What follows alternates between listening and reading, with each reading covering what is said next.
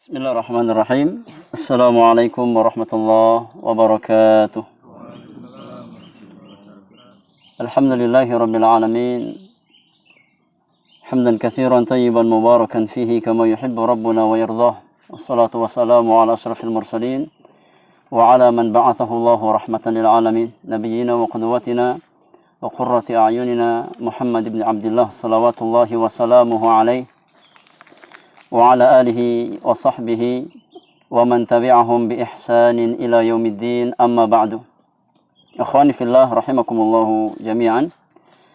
Alhamdulillah, setelah kita berjalan beberapa kilometer, kita sampai di tempat yang kita tuju dengan taufik dan pertolongan Allah Subhanahu wa taala. Kita santai saja karena suasananya santai. Ada 3 hal yang ingin Ana sampaikan di kesempatan pagi menjelang siang hari ini. Yang 2 poin pertama itu sifatnya kuis atau pertanyaan ringan insyaallah taala. Dan yang ketiga nanti dari antum. Iya. Ada hadiahnya enggak? Insyaallah ada hadiahnya ya. Ya, nanti ada hadiahnya. Jadi insyaallah nanti Ana berikan 3 kitab Ana, Intisari Kitabul Ilmi. Mungkin bisa dititipkan lewat Pak Nawawi atau Bang Zul. Jadi siapa yang bisa jawab, insyaallah kita kasih hadiah. Dan insyaallah pertanyaannya ringan dan sangat mudah. Insyaallah sering antum dengar di majelis-majelis asatidzah kita insyaallah taala. Baik. Kita langsung masuk poin yang pertama. Pertanyaan yang pertama. Rasulullah sallallahu alaihi wasallam di dalam hadis yang beliau sampaikan membuat perumpamaan atau mathal, dalam bahasa Arab mathalun, atau bahasa kita permisalan ya, perumpamaan antara seorang alim dengan seorang abid, seorang ahli ilmu dengan seorang ahli ibadah. Siapa yang mau jawab? Angkat tangannya.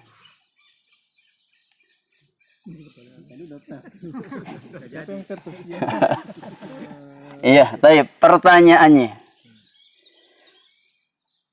apa perumpamaan yang Nabi sebutkan tatkala Nabi mengumpamakan antara seorang ahli ilmu dengan ahli ibadah? Perumpamaannya seperti apa? Ibarat tanah, Ustaz. Ibarat Tanah yang diturun air hujan. Barakallahu fiik, Mazul. Iya, kurang tepat. Nice try. Enggak apa-apa. Kullu mujtahid yani lahu ajr insyaallah. Kalau salah dapat 1 pahala, benar 2 pahala. Sahih. Tapi itu bukan perumpamaan apa, itu perumpamaan yang lainnya, perumpamaan ilmu yang beliau bawa. Sahih seperti air hujan. Yang apa? Yang mengenai tanah. Ada hadis yang lain yang di situ Nabi menyebutkan secara spesifik perumpamaan antara alim dengan abid, ahli ilmu dengan ahli ibadah. Siapa yang bisa sebutkan? Seperti apa perumpamaannya? Ahli ilmu seperti bintang di langit. Dia dapat membimbing orang dalam mengikuti jalan. Baik. Kalau ahli ibadah seperti apa perumpamaannya? Ibadah itu seperti lentera kalau nggak salah. Seperti lentera. Barakallahu fiik. Nyerempet itu, hampir benar. Hampir benar. Apa sudah mengarah ke sana? Barakallahu fiik. Siapa yang bisa jawab? Yang bisa menyempurnakan? Sudah mengarah ke sana, sahih. Seperti apa perumpamaannya? Antara seorang alim dengan abid, seorang ahli ilmu dengan ahli ibadah. Bukan yang itu saat bulan purnama sama bintang. Kok dua-dua? Satu aja. Ya Pak Imam dulu. Barakallahu fiik. Apa Pak Imam? Jadi kalau yang ahli ilmu itu seperti bulan purnama. Ya, kalau yang ahli ibadah seperti bintang-bintang banyak. Ahsan. Barakallahu fiik. Itu sahih. Iya, seorang alim itu perumpamaannya seperti kal qamar, seperti rembulan. Adapun seorang abid, maka perumpamaannya seperti bintang. Pertanyaannya jemaah yang Allah muliakan. Kira-kira apa korelasi antara bulan dengan bintang? Tatkala Nabi Shallallahu Alaihi Wasallam mengumpamakan seorang ahli ilmu itu seperti rembulan, kemudian seorang ahli ibadah itu seperti bintang. Kira-kira apa maknanya atau apa rahasianya? Apa hikmahnya? Al-Imam Ibnul Qayyim rahimahullah di dalam kitab Miftahu Dari Sa'adah menjelaskan beberapa rahasia yang bisa kita petik tatkala Nabi mengumpamakan seorang alim bagaikan rembulan dan seorang abid bagaikan bintang. Yang pertama, muncul pertanyaan. Kok kenapa Nabi hanya mengumpamakan seorang berilmu itu seperti bulan, bukan seperti matahari? Padahal kalau kita lihat cahaya bulan dan cahaya matahari, yang lebih kuat cahaya siapa, ikhwan? Cahaya matahari. Kenapa Nabi hanya mengumpamakan orang berilmu itu seperti rembulan, bukan seperti matahari? Padahal matahari sifat cahayanya lebih maksimal, lebih bisa tersebar dan lebih kuat. Al-Imam Ibnul Qayyim menjelaskan, di antara hikmahnya, kata beliau, tatkala Nabi SAW mengumpamakan seorang ulama dengan rembulan, bukan dengan matahari, itu di antara hikmahnya, karena memang sifat ulama itu dia punya cahaya, bukan dia berdiri sendiri. Sebagaimana bulan, dia memiliki cahaya karena ada yang menyinarinya, memantulkan cahaya kepada bulan tersebut. Nah, cahaya para ulama itu bukan dari dirinya sendiri, tidak secara zatnya, tapi dia diterangi oleh cahaya atau matahari kenabian. Nah, sebagaimana bulan, dia mendapatkan cahaya dari pihak lain. Maka para ulama pun sama. Mereka mendapatkan cahaya ilmu dari ilmu yang diwariskan oleh Rasulullah SAW.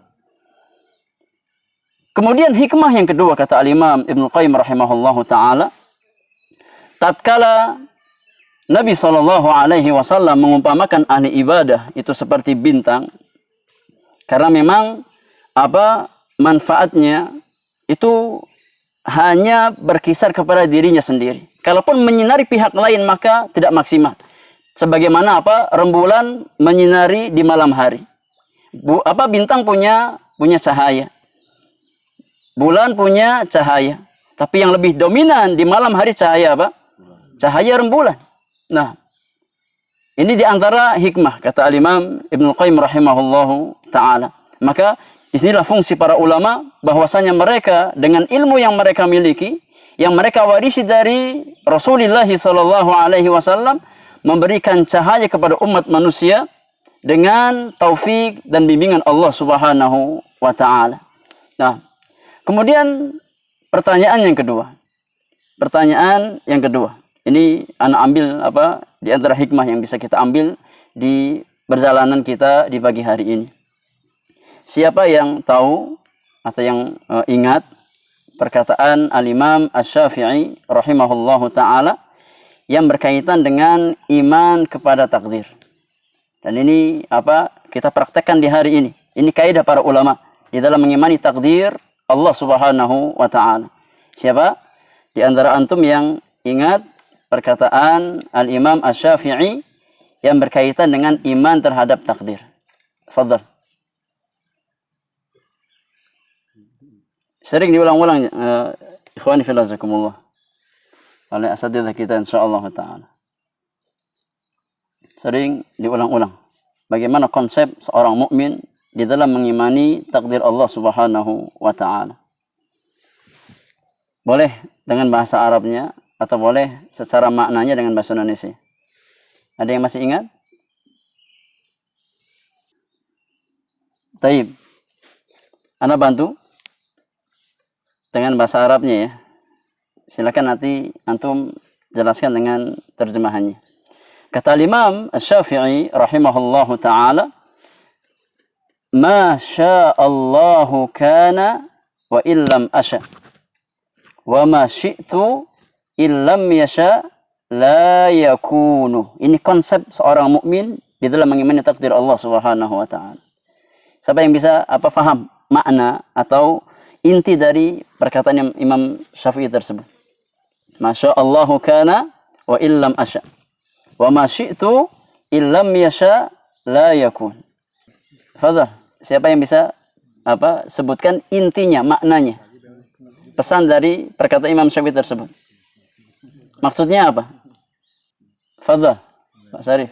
Apa yang Allah kehendaki pasti terjadi walaupun saya tidak punya kehendak untuk itu.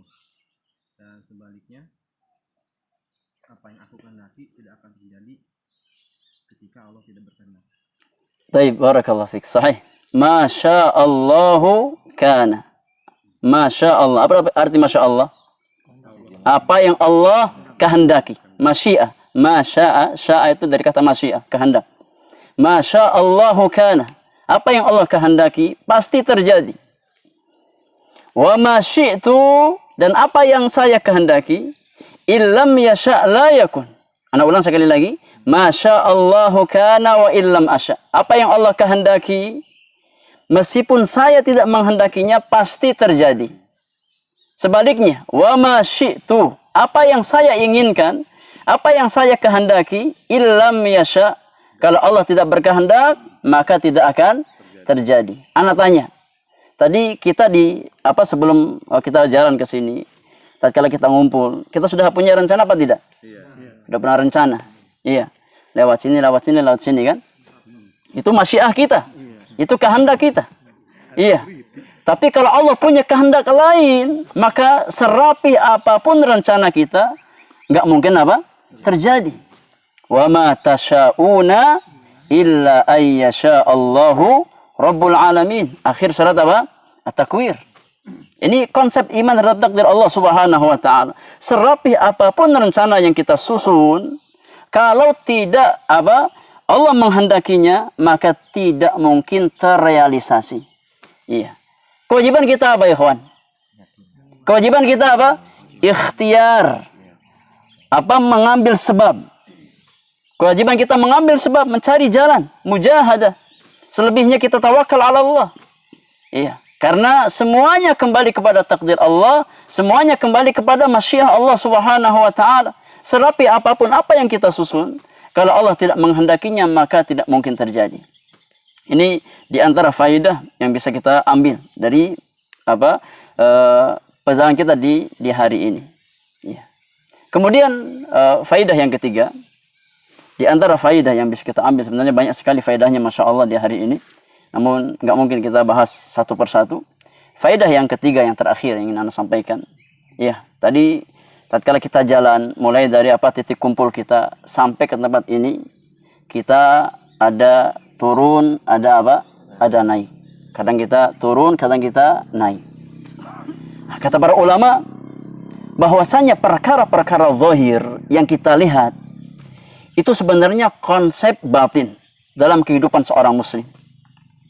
Jadi, perkara-perkara hissiyah, perkara-perkara yang kita lihat dalam kehidupan kita, yang sifatnya zahir, itu sebenarnya hampir persis dengan kondisi batin kita.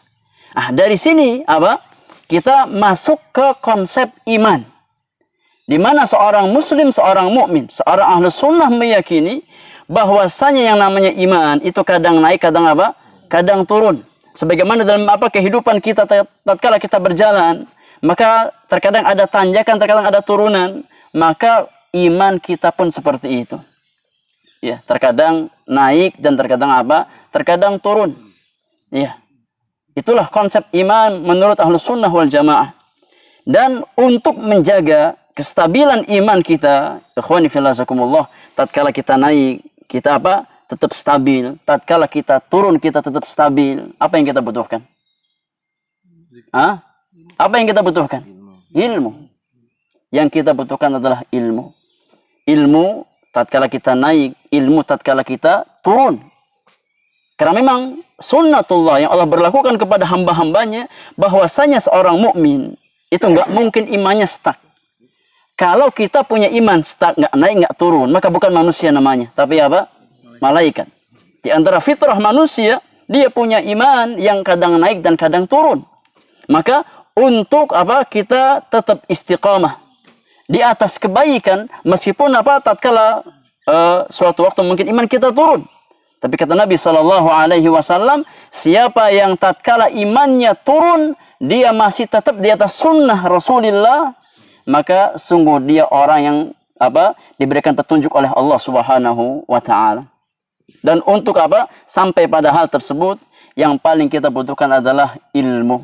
Oleh karenanya sekali lagi sarana untuk menjaga keistiqamahan iman kita tidak mungkin kita akan dapatkan melainkan di majelis-majelis ilmu. Oleh karenanya nasihat anak pribadi untuk diri saya pribadi, untuk antum sekalian, seorang muslim sesibuk apapun kesibukan yang dia miliki, jangan sampai lepas dari majelis ilmu. Jangan sampai lepas dari sumber-sumber hidayah. Nah, silahkan antum dengan aktivitas dunia antum. Niatkan karena Allah Subhanahu wa taala, insyaallah nilainya ibadah. Tapi ingat kita punya iman. Dan untuk menjaga keistiqomahan iman tersebut kita butuh ilmu. Nah, oleh karenanya kapanpun kita berkumpul, maka hendaknya kita saling tawasau bil haq wa tawasau bis sabri. Saling memberikan wasiat di atas kebenaran dan saling berwasiat di atas kesabaran.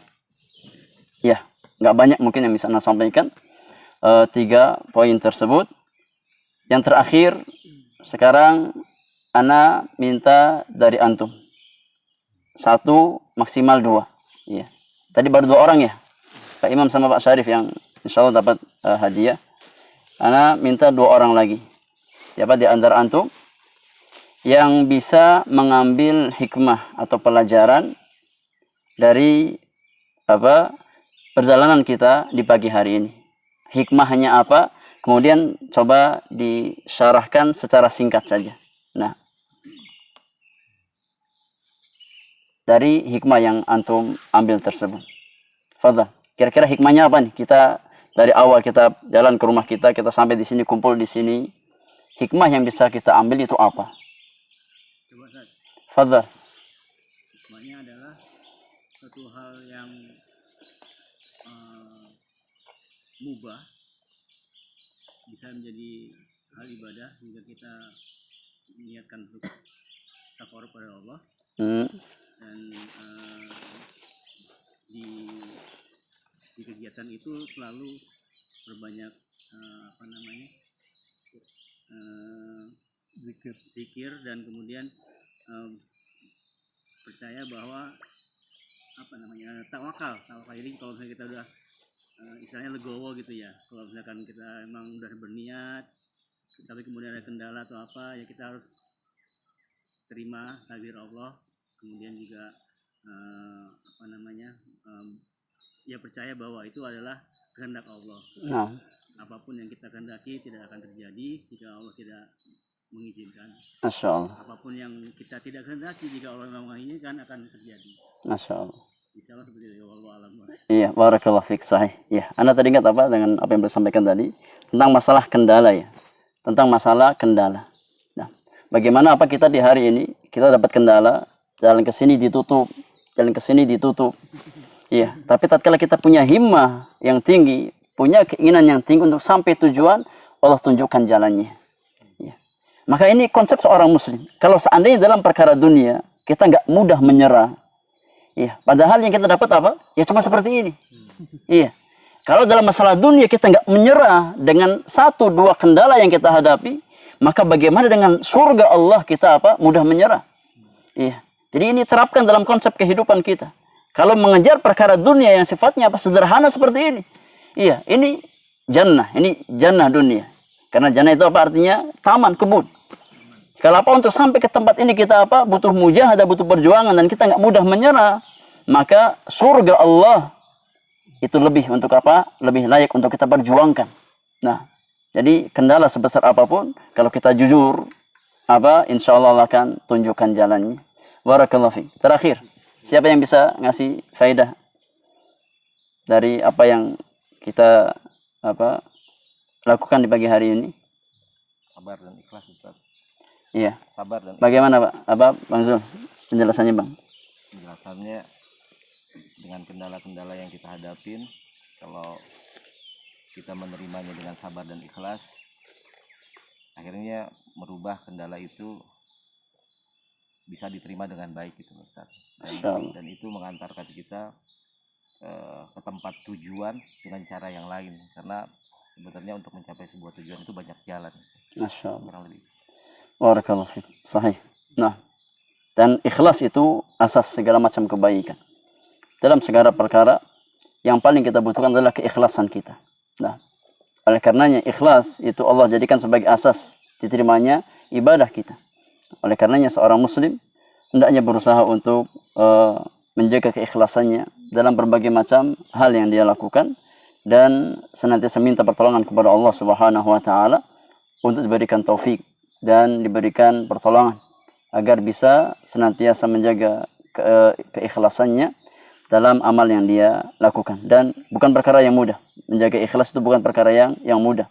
Kalau seandainya ikhlas itu gampang, nggak mungkin seorang Sufyan Ats-Tsauri mengatakan ma'alajtu syai'an ashadda alayya min niyyati. Tidak ada perkara yang paling sulit untuk aku obati daripada niatku ini.